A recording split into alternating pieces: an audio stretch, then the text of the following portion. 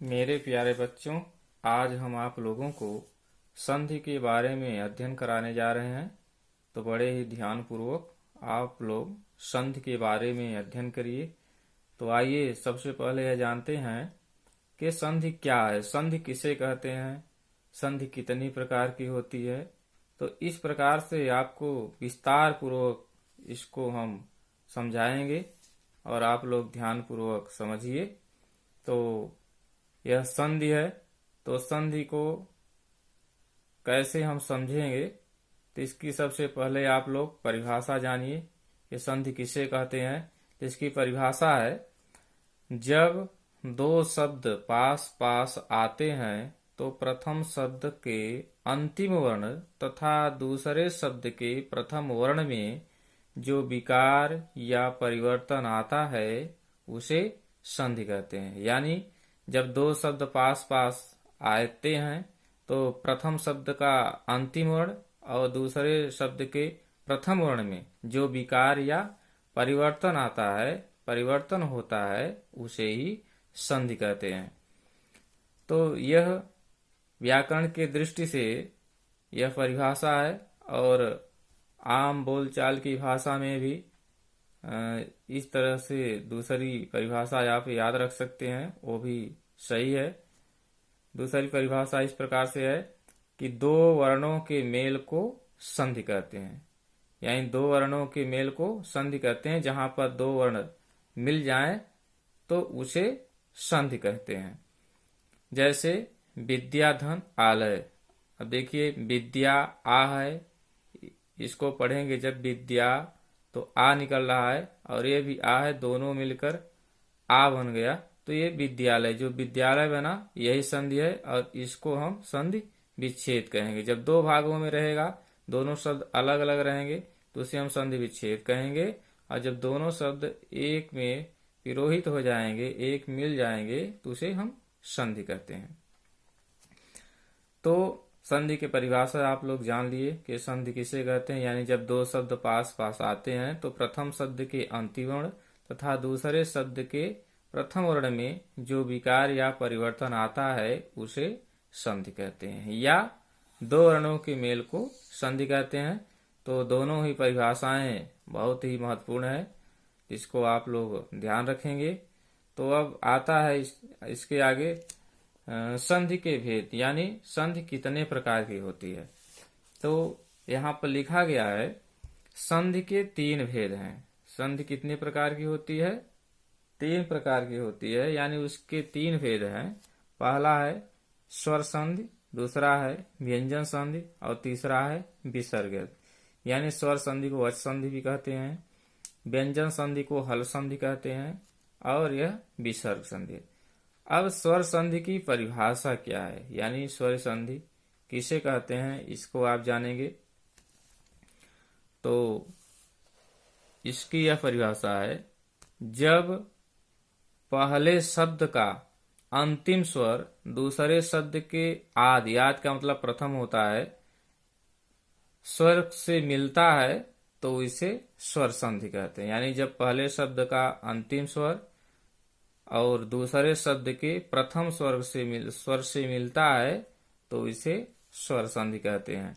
जैसे देवधन आलय, यानी यह देव का जो अ है, यानी देव जब आप पढ़ेंगे, देव व में अ निकल रहा है, तो यह पहले शब्द का अंतिम वर्ण है। और दूसरा है आलय। अब आलय का आ, यानी ये दोनों स्वर मिल के आ बन रहे हैं, तो इसी मेल को स्वर संधि कहा जाता है। यानी जब पहले शब्द का अंतिम स्वर और दूसरे शब्द के प्रथम स्वर से मिलता है, यानी यह स्वर और ये स्वर दोनों मिलते हैं, जब देख रहे हैं आप लोग यहाँ पर यह मिल रहा है, तो इसी मेल को स्वर संधि कहते हैं। जब दोनों स्वर आपस में मिले तो वही स्वर संधि है। अगला है व्यंजन संधि। यानी व्यंजन संधि किसे कहते हैं, इसकी परिभाषा इस तरह से है, जब पहले शब्द का अंतिम व्यंजन, यानी जब पहले शब्द का अंतिम व्यंजन दूसरे शब्द के प्रथम व्यंजन या स्वर से मिलता है तो इसे व्यंजन संधि कहते हैं। यानी जब पहले शब्द का अंतिम व्यंजन, पहला शब्द है इसका अंतिम व्यंजन तथा दूसरे शब्द के प्रथम व्यंजन, दूसरे शब्द के प्रथम व्यंजन या स्वर से मिलता है तो उसे व्यंजन संधि कहते हैं। जैसे दिक, अब क है, क देखिए पहले शब्द का अंतिम वर्ण है जो व्यंजन है, और दूसरे शब्द का जो गज लिखा है इसका पहला वर्ण यानी पहला व्यंजन ग है। अब दोनों मिलके क्या बना, दिक धन गज बराबर दिग्गज। तो यह व्यंजन संधि का उदाहरण है। अगला है विसर्ग संधि, यानी इसकी परिभाषा क्या है। जब व्यंजन का विसर्ग से या विसर्ग का व्यंजन में परिवर्तन होता है, यानी जब व्यंजन का विसर्ग से विसर्ग में या विसर्ग का व्यंजन में परिवर्तन होता है तो उसे विसर्ग संधि कहते हैं। जैसे प्रायः धन चित, प्रायः धन चित बराबर प्रायश्चित। अब देखिए यहाँ विसर्ग है, विसर्ग के स्थान पर स हो जा रहा है, यानी यह व्यंजन में परिवर्तन हो रहा है, यह विसर्ग व्यंजन में परिवर्तित हो रहा है। इसी परिवर्तित को विसर्ग संधि कहते हैं। यानी इसी विसर्ग से जो व्यंजन बन रहा है इसी परिवर्तन को विसर्ग संधि कहते हैं। तो यहाँ पर हम संक्षिप्त रूप में आप लोगों को संधि के बारे में बताया, जो पहले भी आप लोग पढ़ चुके हैं। आज फिर इसका हम अध्ययन करा रहे हैं आप लोगों को। यानी संधि किसे कहते हैं, तो संधि की परिभाषा भी हमने बता दिया कि जब दो शब्द पास पास आते हैं तो प्रथम शब्द के अंतिम वर्ण तथा दूसरे शब्द के प्रथम वर्ण में जो विकार या परिवर्तन होता है उसे संधि कहते हैं। या आप दूसरी परिभाषा याद रख सकते हैं कि दो वर्णों के मेल को संधि कहते हैं। जैसे विद्याधनालय बराबर विद्यालय। उसके बाद संधि के भेद, यानी संधियां कितनी प्रकार की होती हैं, तो हम आप लोगों को बता ही दिया कि संधि के 3 भेद हैं। यानी संधियां 3 प्रकार की होती हैं। पहला है स्वर संधि, जिसे आप अच संधि के नाम से जानते हैं। दूसरा व्यंजन संधि है, जिसे आप हल संधि के नाम से जानते हैं। तीसरा है विसर्ग संधि।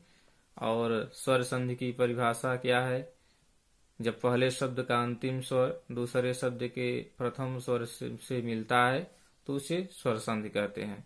जैसे देवधन आलय बराबर देवालय, यानी अ धन आ मिलके आ बना, यही स्वर संधि है। इसी प्रकार व्यंजन संधि की परिभाषा हमने आप लोगों को बता दिया। इसी प्रकार विसर्ग संधि, तो आप लोग इसका अध्ययन पहले भी कर चुके हैं पिछली कक्षा में, और आज भी यहाँ आप लोग अध्ययन कर लिए।